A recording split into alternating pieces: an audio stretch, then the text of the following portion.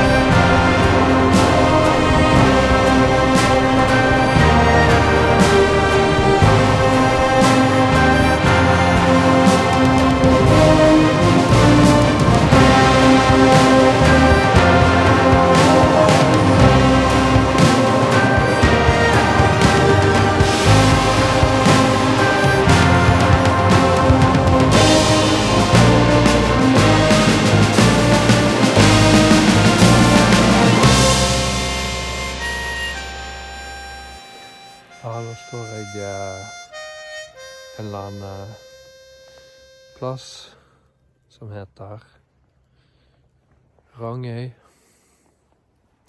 har gått tom for strøm på mobilen. Gitt beskjed til Leif Erik at jeg nok ikke kommer til Kristiansund i kveld. Leif Erik er allerede der. Det er utfordringer. Jeg ble sittende litt for lenge på Kvitholmen i ettermiddag og kom litt sent i gang på det siste stykket nord til Kristiansand. Men dette her er jo bare diggbart. Sjøen har vært sånn som dette her i hele kveld. Blink ligger her nede. Ligger greit, men jeg har fått låne litt strøm av en kar her. Og får egentlig bare ta utfordringen på strak arm her. Og så, ja, se hva som skjer. Kanskje vente til tidlig i morgen. Før jeg starter opp igjen og kjører vel cirka en time inn til Kristiansund. Så går det en dag. Ble opptatt snakke med disse engasjerte menneskene ute på Kvitholmen i dag. Utrolig gjeng som tar vare på fyret ute i havgapet der, helt nord strekket Hustadvika. Inspirerende dag. Det kystens folk det handler om hele veien. Gjengen på 141 Mersk har vært med oss i hele dag. Vist oss steder og lekt med oss ut i havet da. Håper Leif Erik har fått noen fine bilder ifra dagen. Han har passert Atlanterhavsveien der forresten jeg også, men jeg var litt etter på tid der også. Så jeg kunne hatt det verre på verdens barskeste kyst.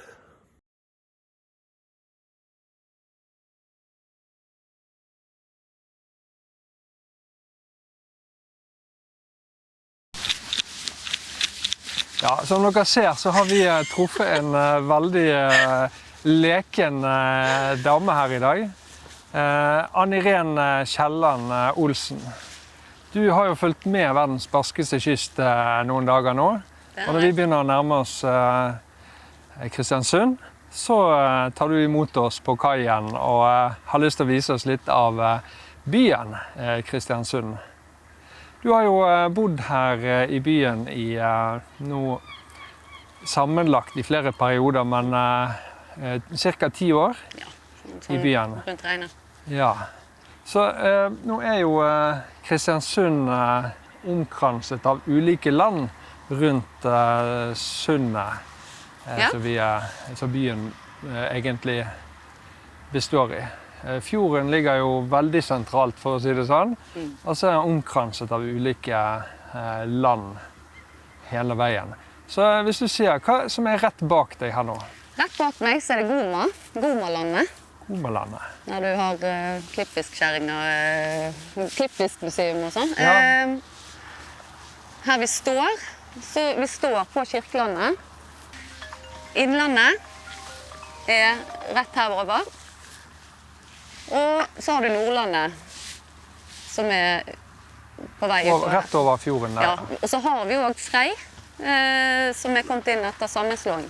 Det var en rask runde, og i alle himmelretninger så finnes det et land. Ja. Så jeg på innseilingen her, der snakker vi Tahiti-brygga. Tahiti-brygga ligger her borte. Ja, det var der jeg kom inn. Nå ser vi faktisk ikke det på grunn av griprute. Nei.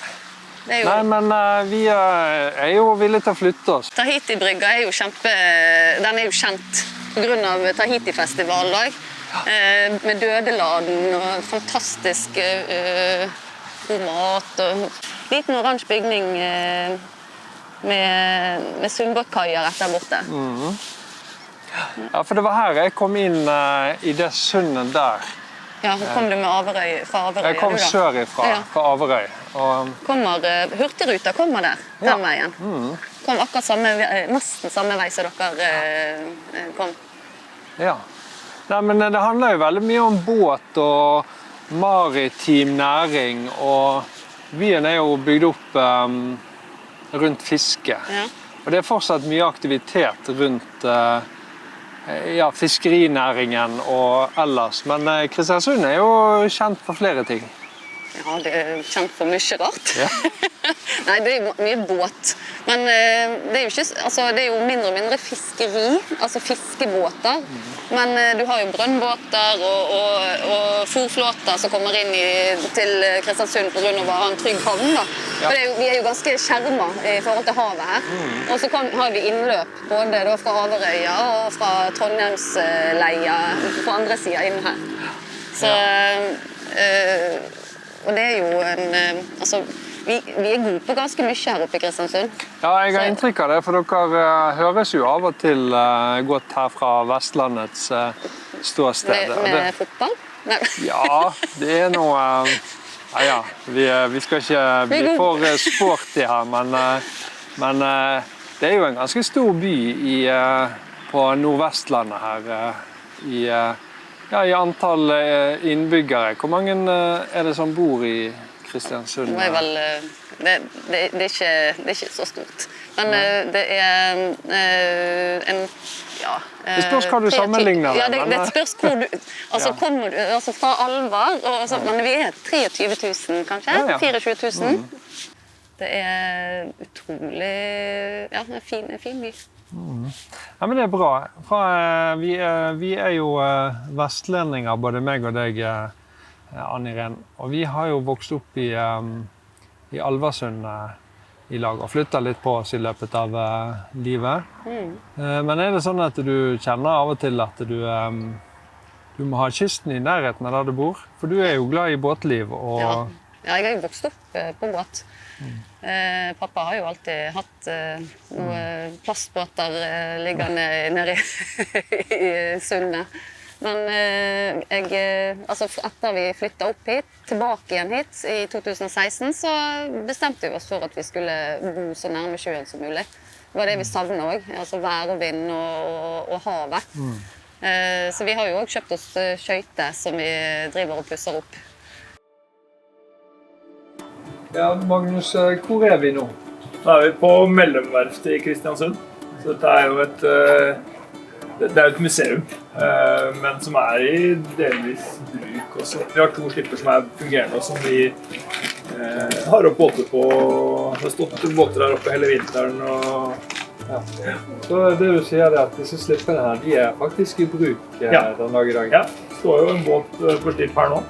Som forbundsmøring og sånt, så de brukes jo, altså det jo vaiere og vinsj oppi her, og her stenges området ned når vi skal ha opp båter, for da det ikke trygt å være her, så det som i gamle dager. Ja. Nei, men det ser jo godt brukt ut. Ja, dette jo en båt som i masse bruk hele sommerhalvåret. De 2 gutta som eier den, de bytter på han og drar på lange turer og sånn.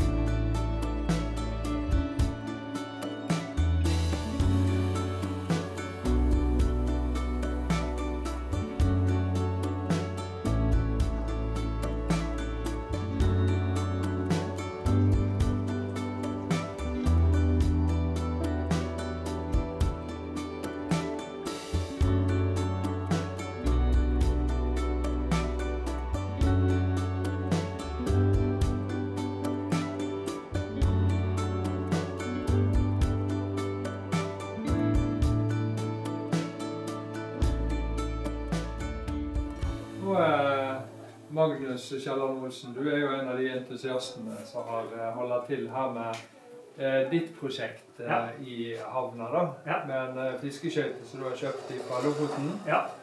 Og så du jo godt kjent med både Mellomverftet og de fasilitetene som dere kan bruke her som skøyteeiere. Ja. Så kan du fortelle litt om akkurat dette stedet? Ja, her har vi det en fullt fungerende smie da.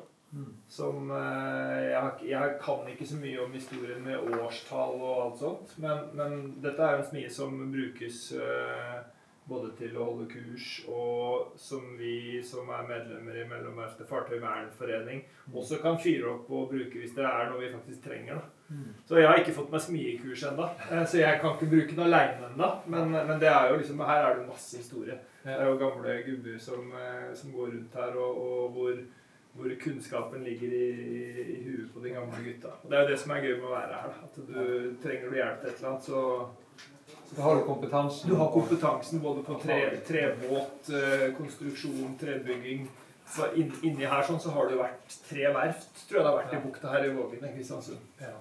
Jeg fikk vite at det hadde ikke vært så mye skipsbygging her i Kristiansund, men det har vært en servicestasjon og en plass man kunne komme inn for å få reparert både fartøyer og motorer, alt som har med på en måte den skipsfarten å gjøre, egentlig helt fra begynnelsen av når Kristiansand begynte å bli en viktig havne- og fiskeriby i Norge da. Ja, og det er jo altså, Kristiansund ligger jo på 4 øyer, eller 3 øyer er vel sånn hovedsakelig, hvor du får et veldig sånn havnebasseng i le. Ja.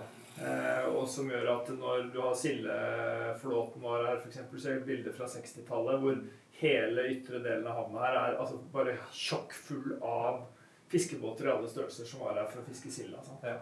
Og det er klart at da brukte de vel også den verftsindustrien som var her da, til å få orden på båter både før og etter de ulike fiskene.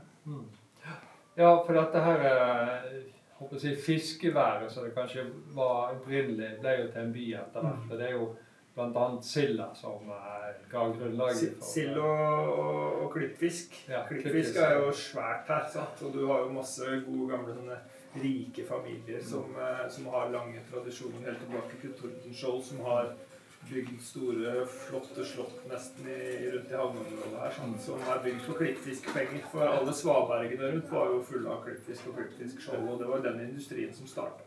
Og da kom portugiser og spanjoler hit og med salt, og dro hjem igjen med klippfisk.